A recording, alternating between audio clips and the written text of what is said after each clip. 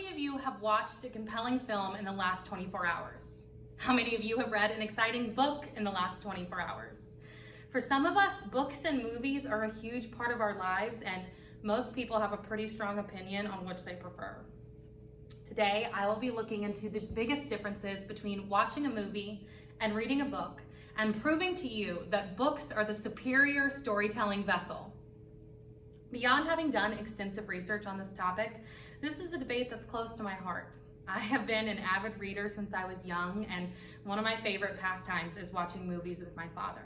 I'm now a musical theater major at Missouri State University.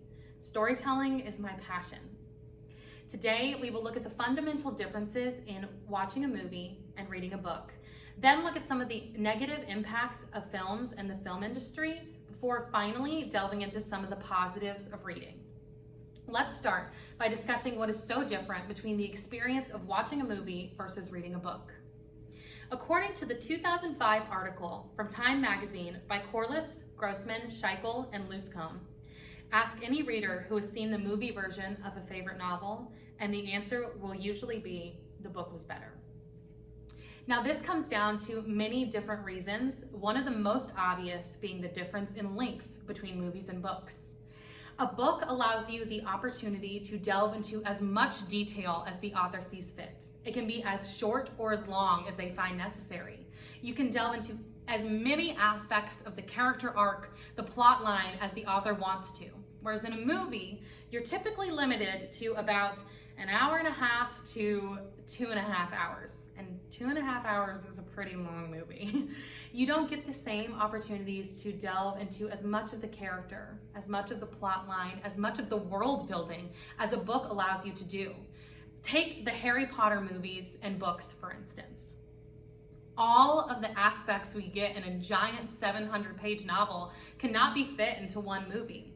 There are key elements of the story, key elements of moments that are impactful for these characters that are taken out of the books and that we don't get to see brought to life in the movies.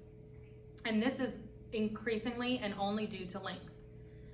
Now we look at the challenge of portrayal versus imagination that we see in books and movies.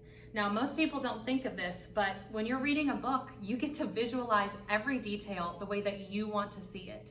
You get to decide what those characters look like. You get to decide how the world comes to life in your brain and in your mind. Whereas in a movie, everything is portrayed right in front of you.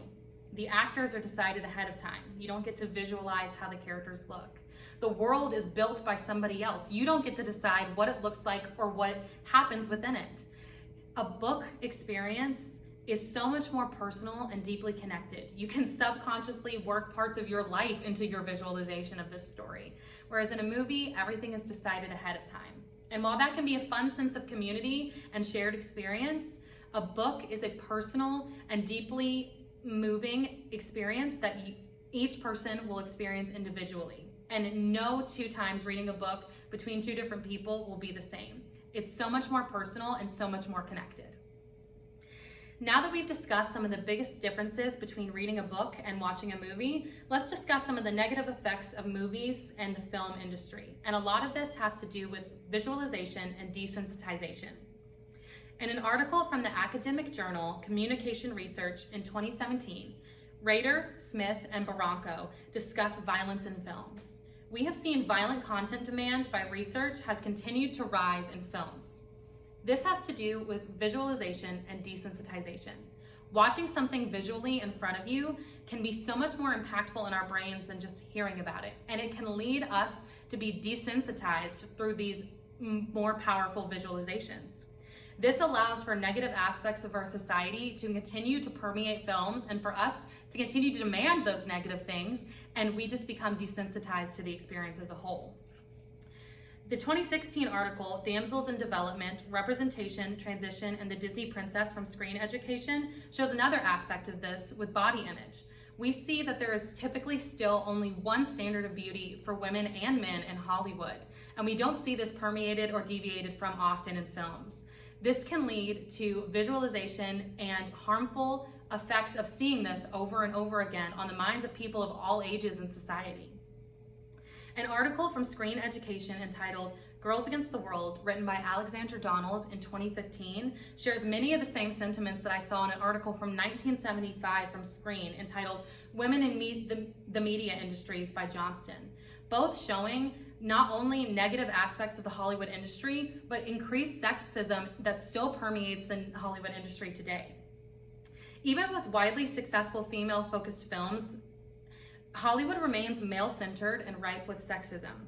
Donald calls Hollywood a boys' club, and versus the book industry that has allowed a lot more room, although there's still room to grow in recent years, for females to become major key players as authors and creatives within the book industry, we don't see these same opportunities in film despite the increasing demand from society to see these kinds of things on screen and off screen in the creative process.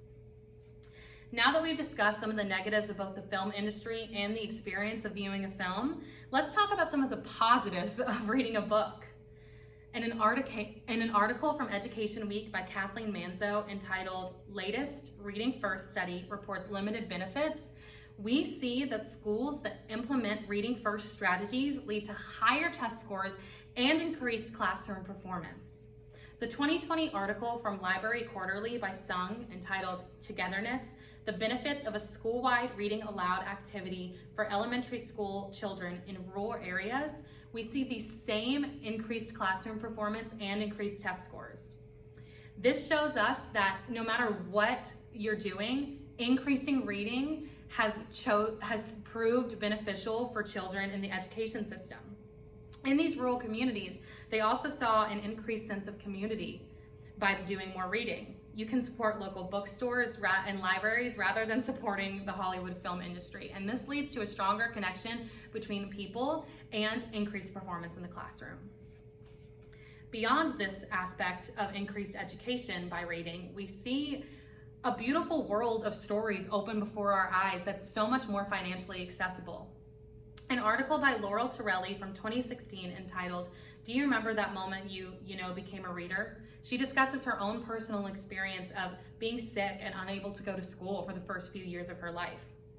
When she finally went and the teacher taught her to read, she saw a whole new world open in front of her, one that was full of magical stories and opportunities to go anywhere she wanted, and this was all done through reading. Not only does reading lead to stronger comprehension and better classroom performance that makes navigating society easier, but it also leads to opportunities to visit the world around you without ever leaving the pages of a book. In conclusion, stories permeate our society. Books, movies, they're all largely impactful and a very important part of probably who we've become today. I firmly believe that stories are extremely important, and I strongly believe that books are the best way to view these stories in a positive and the most impactful way. It's important that we're mindful of the vessels in which we're taking these stories in. Today, we've discussed the differences between the experience of watching a movie and reading a book, as well as discussed the negatives of the film industry and films and the positive impacts that reading can have. I hope that you all go out to your local libraries today and pick up a book and experience a wonderful story in the best way possible.